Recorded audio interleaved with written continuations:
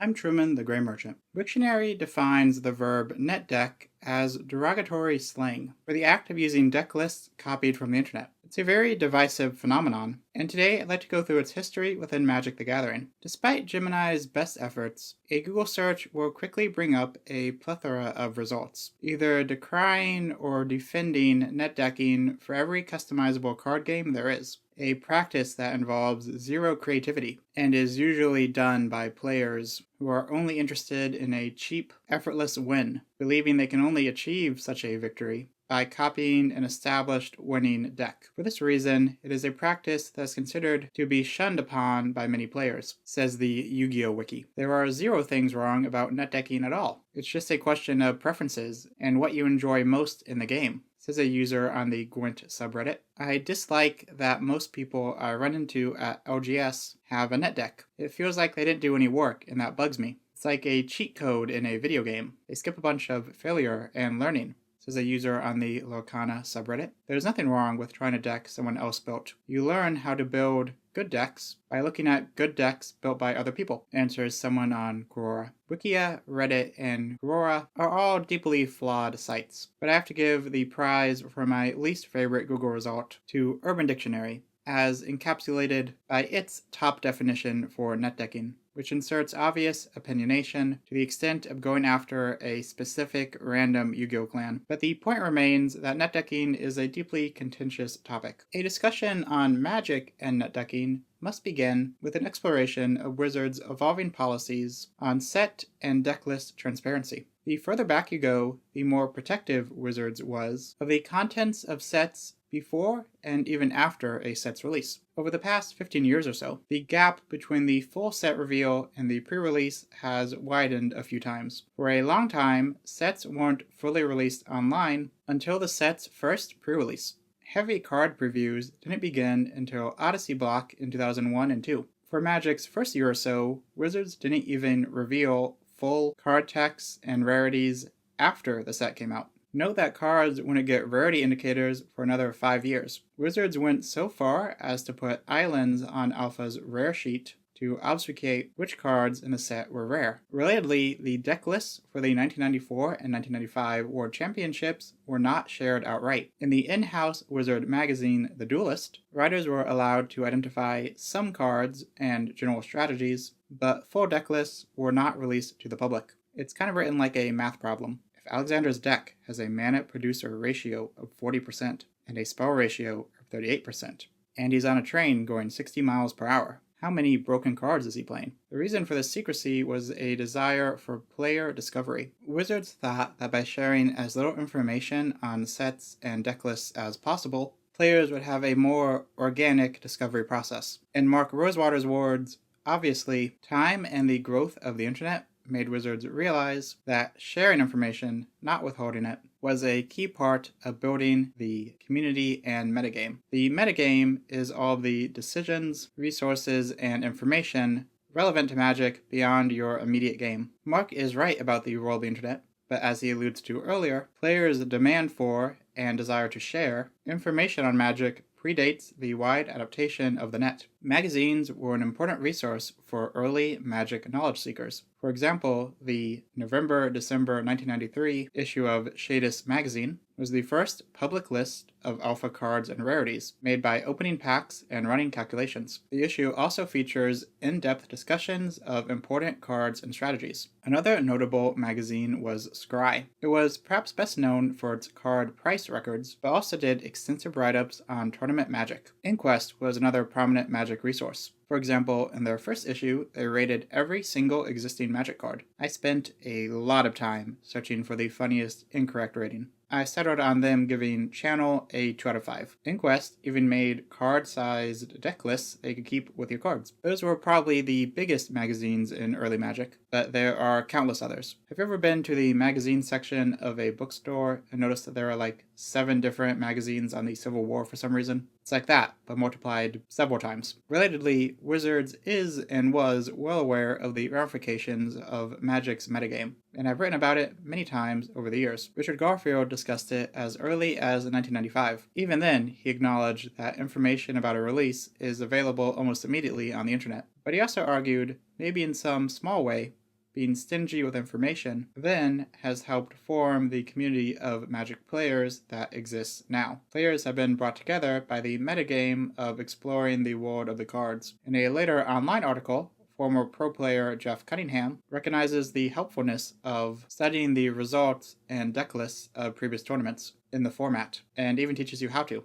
Wizards is also open about the fact that they have to work around how, within the first week of a set's release, the player base as a whole will have put in far more collective hours into finding the best deck for Standard than our team of developers can during the entire development period. There was certainly less online communication about Magic back then compared to now, to the extent that the West and East Coasts apparently had differing metagames. That said, the online talk was immediate and pretty wide-ranging. A chronological discussion of the net aspect of netdecking has to begin with Usenet. It was like an internet forum, except it looks like your computer crashed. Original Wizard CEO Peter Atkins actually met Richard Garfield through Usenet, as discussed in his 1993 post describing Magic before its release. In 2013, Mike Flores wrote a helpful article listing the 20 greatest Magic strategy articles of all time for the game's then 20th anniversary. It preserves early Usenet articles of note, demonstrating just how immediately players were sharing and discussing decks online. Do note that not all the deck building advice was good per se,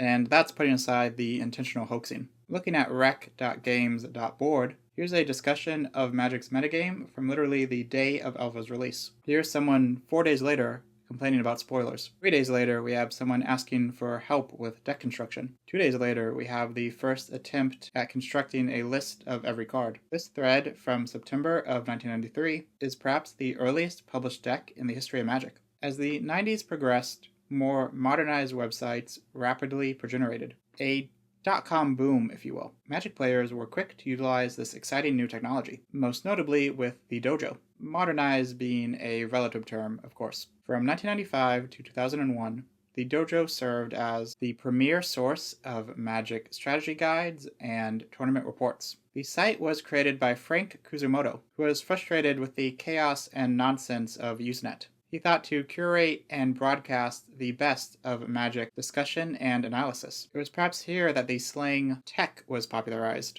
defined as a previously undiscovered improvement to a pre-existing deck, strategy, or archetype. To quote Pro Tour historian Brian David Marshall, the tech yearned to be free. On the dojo, it was. Articles hosted on the dojo analyzed concepts such as playstyles, the mana curve, and tempo, gave players deck construction advice, and more. The most controversial aspect of the dojo, and the one most relevant to this discussion of netdecking, was the decks to beat section. Kuzumoto described the process as, I would go through the tournament reports, probably 60 or 70 of them, looking at the tournament winners, basically for what I thought was a good deck, informed or what the pro players on the IRC were telling me. I just posted up like 10 lists and said, here, these are the decks to beat. He went on to discuss the backlash this feature received from some. A lot of people got mad because within a few months, everyone would have a copy of, and this is what they were calling them, a dojo deck. I would tell them they are not dojo decks. They are just decks that people send in. They didn't even call them decks to beat. They just called them dojo decks. This became an established and arguably unavoidable aspect of tournament Magic. Of this feature, former professional player and Wizards employee Randy Bueller said, people definitely went to the dojo and got the decks, not because they were lazy, but because they were the best decks. Kusumoto identified 3 responses from professional players. The smallest group disliked the lists for supposedly stunting creativity. Another group liked the lists because of their usefulness. The third group liked the lists because they were advancing the strategy of the game. It was from these lists that Magic's wider metagame arguably arose. Wizards would even reference dojo decks in the Duelist, also pointing out that the metagame impacts their designs too. The dojo was a victim of the .com bubble. In its place, a plethora of websites provide Magic info. Sources like Star City Games, MTG Goldfish, Channel Fireball, EDHREC, and countless content creators provide every type of analysis for every format there is. Meanwhile, forums and social media provide more individualized communication, keeping the Usenet flame alive. This has not been without disruption, though. For example, in 2015, Wizards asked MTG Goldfish not to publish deck win percentages based on scraped MTGO data, as this was leading to formats being solved too quickly. Looking at Magic specifically, I think there are two overlapping trends that this video touches upon. The first is netdecking itself, and the second is Wizards' attitude towards releasing information. Regarding the latter, it's not uncommon to see people request a return to blind set releases. Of course, individuals are free to go into pre-releases blind, but they're requesting this system be the universal case, at least for some sets. Outside of very specific products and environments, like Convention Edition mystery boosters, it's highly unlikely Wizards is ever going to not have spoiler seasons for full sets,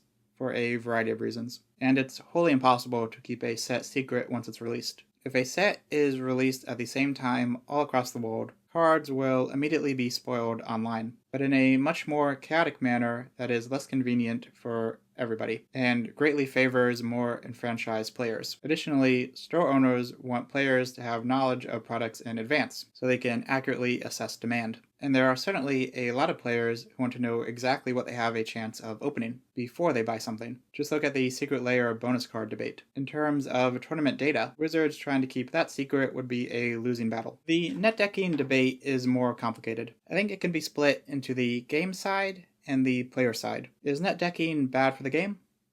I would say not necessarily. Games need players, and players need onboarding options. While it can potentially contribute to a lack of deck diversity, I argue that when that happens, it's more of a consequence of other factors. And when it comes to tournaments, I think it's Wizards' responsibility to craft a diverse environment, not the players. Players can be expected to play the best decks. It's the game maker's job to ensure there are a variety of options for that. Casual environments are a bit different, but again, I think that netdecking is not the root cause of problems. And as far back as the 90s, the argument was being made that dojo decking was actually advancing the Magic strategy, therefore positively contributing to the metagame. When it comes to players, at the risk of sounding like Lance Armstrong, you arguably have to do it at least a little bit to be competitive in tournaments. Netdecking can be viewed as a spectrum, with different players on different parts of it. True mastery probably means a lot of original deck brewing, but no high-level player is deck building wholly in a vacuum. When it comes to the average player, netdecking can provide a good starting point. There's the argument that players who netdeck don't understand their deck, which I suppose can be true, but players will hopefully fine-tune their skills with time, regardless of what their starting point is. My recommendation is to start however you like and be open to your own adjustments based on what you encounter. I certainly don't think netdecking is a deficit of morality or character. It's not plagiarism, as you can't trademark a combination of pre-existing cards. Plus, with millions of players, people are going to independently come up with the same deck list sometimes. Infinite Monkeys will eventually write out a stacks list. In 2006, Patrick Chaplin did make the important note that players sometimes base their deck building on inbred perceptions of the metagame, not the actual metagame, in a practice he referred to as information cascades. That's certainly something to remain aware of too. Finally, it's worth stating that a lot, though certainly not all, of anti-netdecking discourse has a toxic gatekeeping streak. It's not uncommon to see people use the term as an insult, especially if they just happen to lose. It's all very maladaptive pattern meme of them, and should be discouraged if encountered. This brings us to the end of my somewhat rambling discussion of Magic netdecking. Where do you fall in this debate? Did I not cover anything important about the topic? Please let me know these or anything else below. As always, thank you for watching, and thank you to my patrons for supporting the channel. You can do the same through Patreon or a YouTube membership. Bye!